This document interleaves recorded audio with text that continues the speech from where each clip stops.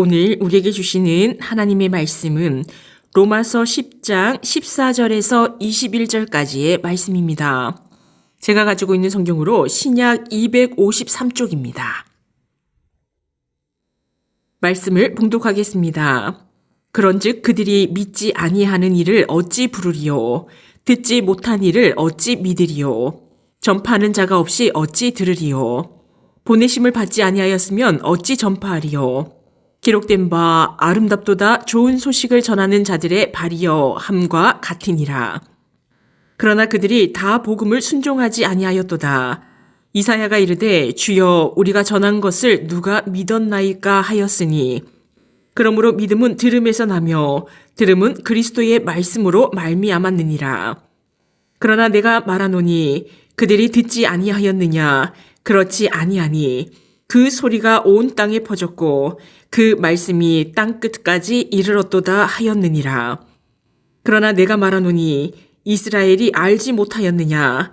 먼저 모세가 이르되 내가 백성 아닌 자로서 너희를 시기하게 하며 미련한 백성으로서 너희를 노엽게 하리라 하였고 이사야는 매우 담대하여 내가 나를 찾지 아니한 자들에게 찾은 바 되고 내게 묻지 아니한 자들에게 나타났노라 말하였고 이스라엘에 대하여 이르되 순종하지 아니하고 거슬러 말하는 백성에게 내가 종일 내 손을 벌렸노라 하였느니라. 아멘. 오늘 우리에게 주신 하나님의 말씀의 제목은 믿음은 들음에서 난다 라는 제목으로 말씀을 나누겠습니다. 제가 중학교 시절 수학 선생님과 나눈 대화가 기억납니다. 선생님은 대학 시절 같은 방을 쓰던 룸메이트가 기독교 동아리에서 활동했다고 하셨습니다. 그런데 그 룸메이트가 한 번도 같이 가자는 말을 하지 않았고 교회에 초대해준 사람도 없어 지금까지 교회를 단 한 번도 가보지 못했다고 하셨습니다. 제가 목회자 자녀인 것을 아시고 이런 이야기를 털어놓으신 것 같습니다. 저는 선생님께 제가 다니는 교회에 한번 와 보시라고 권했지만 결국 오시지 않았습니다. 복음을 듣고 싶어도 누군가 이끌어주지 않으면 들을 수 없는 사람도 있다는 사실을 깨달았습니다. 지금은 그 선생님이 다른 기회를 통해 복음을 듣고 구원받으셨기를 기도합니다. 듣지 않으면 믿음은 시작되지 않고 누군가 전해야 믿음이 생기고 구원이 임합니다.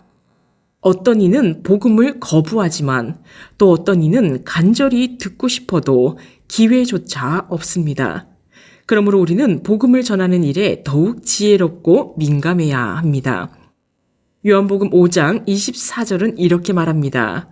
내 말을 듣고 또 나 보내신 이를 믿는 자는 영생을 얻었고 심판에 이르지 아니하나니 사망에서 생명으로 옮겼느니라. 말씀을 듣는 순간이 바로 죽음에서 생명으로 옮겨지는 가장 중요한 순간입니다. 바울은 14절과 15절 말씀에서 4가지 질문을 던지며 믿음이 생기기까지의 과정을 단계적으로 설명합니다. 14절, 15절 말씀입니다. 그런즉 그들이 믿지 아니하는 이를 어찌 부르리요? 듣지도 못한 이를 어찌 믿으리요? 전파하는 자가 없이 어찌 들으리요? 보내심을 받지 아니하였으면 어찌 전파하리요? 기록된 바 아름답도다 좋은 소식을 전하는 자들의 발이여 함과 같으니라. 바울은 14절, 15절 말씀에서 4가지 질문을 합니다. 첫째, 믿지 아니하는 이를 어찌 부르리요? 믿지 않으면 주님의 이름을 부를 수 없습니다. 바울은 부름이 믿음의 열매임을 강조합니다. 둘째, 듣지도 못한 이를 어찌 믿으리요? 복음을 알아야 믿음이 생깁니다. 셋째, 전파하는 자가 없이 어찌 들으리요? 복음을 듣게 하려면 누군가 반드시 전해야 합니다. 넷째, 보내심을 받지 아니하였으면 어찌 전파하리요? 복음 전파는 하나님의 파송과 사명이 있어야 합니다. 예수님께서 이미 지상 명령으로 너희는 가서 모든 족속으로 제자를 삼으라 하셨기에 모든 그리스도인은 이미 보냄을 받은 자입니다. 복음을 전하는 발걸음은 단순한 의무가 아니라 하나님의 구속 역사에 동참하는 영광입니다. 이 질문은 구원의 과정이 전함, 들음, 믿음, 구원이라는 사슬로 이어져 있음을 보여줍니다. 사도행전 8장에 나오는 에디오피아 내시는 성경을 읽고 있었지만 깨닫지 못했습니다. 빌립 집사가 성령의 보내심을 받아 다가가서 이사야 말씀을 풀어주었을 때 내시는 예수를 믿고 세례를 받았습니다. 전해주는 사람이 없었다면 믿음이 시작될 수 없었지요. 그래서 바울은 이사야 52장 7절 말씀을 인용합니다. 좋은 소식을 전하는 자의 발이 어찌 그리 아름다운가. 복음을 들고 나아가는 발걸음은 비록 먼지에 뒤덮이고 수고로 가득할지라도 하나님께는 가장 복되고 아름답습니다.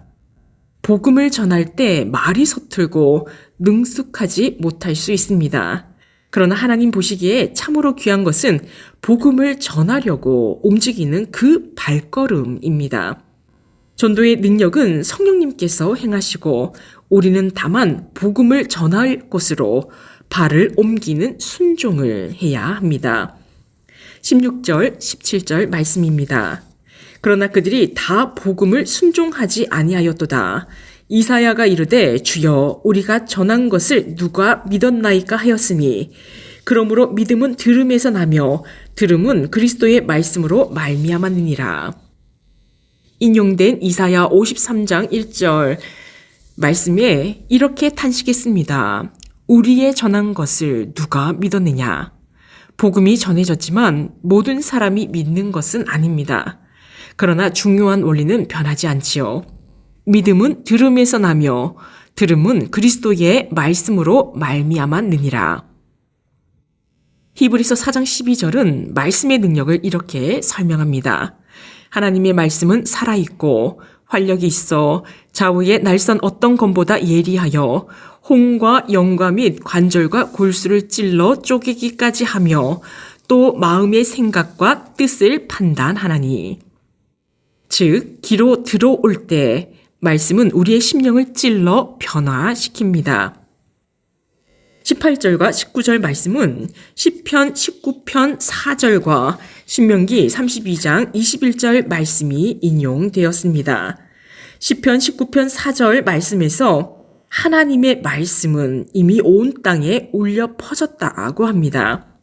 그러나 이스라엘은 들었음에도 불구하고 거부했지요. 신명기 32장 21절은 하나님께서 이방인을 통해 이스라엘을 시기하게 하실 것을 경고하십니다.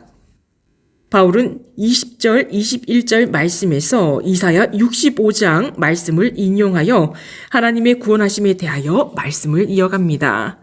인용된 이사야 65장 1절은 더욱 담대하게 선포합니다. 나는 나를 구하지 아니하던 자들에게 물음을 받았으며 나를 찾지 아니하던 자들에게 찾아냄이 되었으며 하나님은 이방인을 먼저 찾아가셨습니다. 그러나 이스라엘에 대해서는 이사야 65장 2절이 증언합니다.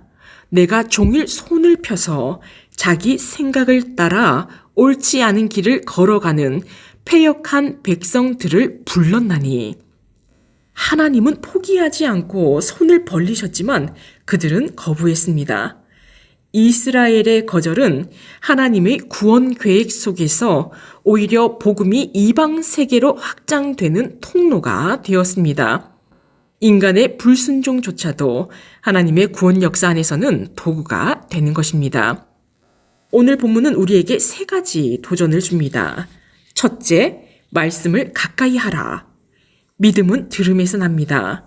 매일 말씀을 듣고 묵상하는 삶이 믿음을 세웁니다. 둘째, 복음을 전하라.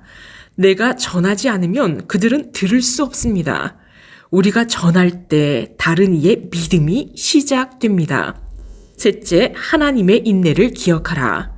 하나님은 종일토록 손을 벌리시며 모든 사람이 회개하기를 기다리십니다. 말씀을 맺겠습니다. 사랑하는 성도 여러분, 믿음은 들음에서 납니다.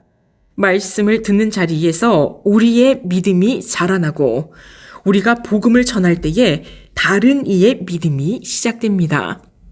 오늘 이 자리에서 다시 주님의 음성을 들으십시오. 전하지 않으면 어찌 믿으리요? 믿음은 들음에서 난다. 이 말씀을 붙들고 우리의 귀는 하나님의 말씀을 향해 열리고 우리의 발은 복음을 전하는 발걸음이 되기를 축원합니다. 기도하시겠습니다. 사랑의 하나님 아버지, 오늘 주신 말씀처럼 믿음은 들음에서 나며 들음은 그리스도의 말씀으로 말미암는 줄을 고백합니다. 주의 말씀을 듣는 귀와 믿음으로 반응하는 마음을 주옵소서. 아직 복음을 듣지 못한 영혼들에게 우리를 보내주셔서 들을 수 있게 하고 믿음에 이르게 하옵소서. 이스라엘처럼 불순종하는 자가 아니라 순종하여 열매 맺는 자 되게 하옵소서. 종일토록 손을 벌리시는 주님의 은혜를 붙들고 믿음 위에 굳게 서게 하옵소서. 이 모든 말씀 예수님의 이름으로 기도합니다. 아멘.